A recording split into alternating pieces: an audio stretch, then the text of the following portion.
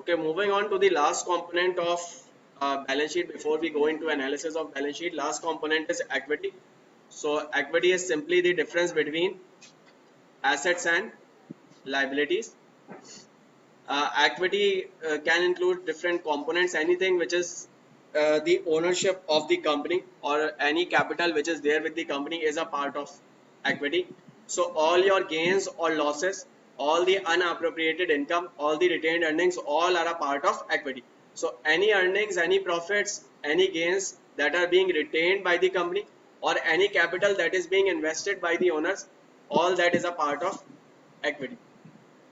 So it includes capital contributed by owners, that is the initial capital or the capital that is raised by issuing shares. It also includes preferred shares. Preferred shares are those share or preferred shareholders are those shareholders that get preference over common shareholders. So there are two types of shareholders, common and preferred. Common shareholders are real owners of the company, so they will get maximum benefit from gains or from profits, but they bear the risk as well. That is, if there are losses, then they bear the losses also. Preference shareholders are those shareholders that get preference over common shareholders in their payments or in their claims.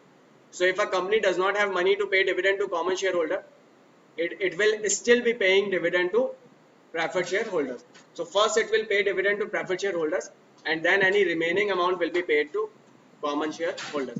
Secondly, if a company defaults or if it is liquidating its assets, first it will pay off preferred shareholders and then common shareholders. So they get benefits of having low risk, but due to that low risk, they also have low or lesser gains. Their upside is limited. Even if company make 200%, 300% profit, they will still be getting their fixed rate of dividend, while common shareholders will be getting as much as company earns or company makes.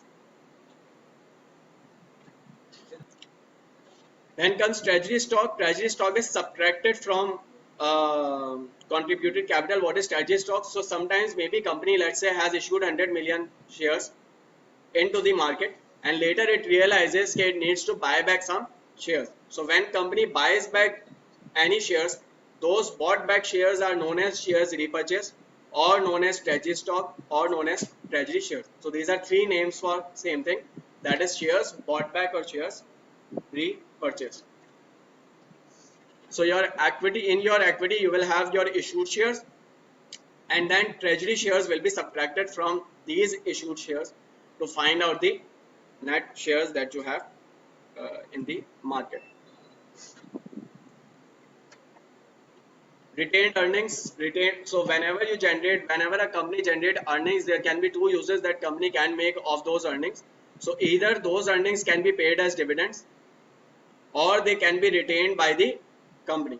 So the portion of the total earnings or total income that is retained by the company is known as retained earnings. And ending balance of retained earnings is equal to beginning retained earnings plus net income minus dividend. So whatever you are left with, whatever money you are left with after paying dividend, that is your retained earning for the year. And when you add retained earning for the year to the beginning balance, you get the ending balance of retained earnings. Moving on, other comprehensive income, we have already discussed many times throughout the course that other comprehensive income would include those items that impact equity but do not pass through net income or income statement. So any items that are not a part of income statement but are impacting your equity, they are a part of OCI. Like for example, remeasurement gains or losses in pension funds, or for example, we just discussed the unrealized gains or losses in available for sale securities, or any changes in unrealized gains or losses on derivatives. This term OCI will be used specifically for OCI, but when we say comprehensive income, CI, or when we say accumulated comprehensive income or accumulated other comprehensive income, that means we are talking about income statement and OCI both. So if I only say OCI, that means specifically OCI, but when I say CI, comprehensive income or accumulated income, that means I am talking about both income statement as well as OCI. Non-controlling interest or minority interest. So sometimes a company may have invested into another company and have acquired another company. Let's say this is the parent company and it has a subsidiary.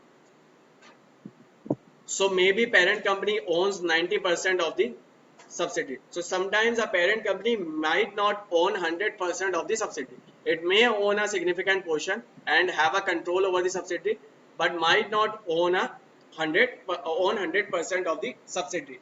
In that case, the remaining portion that is not owned by the parent is known as minority interest or non-controlling interest. That is not under the control of the parent.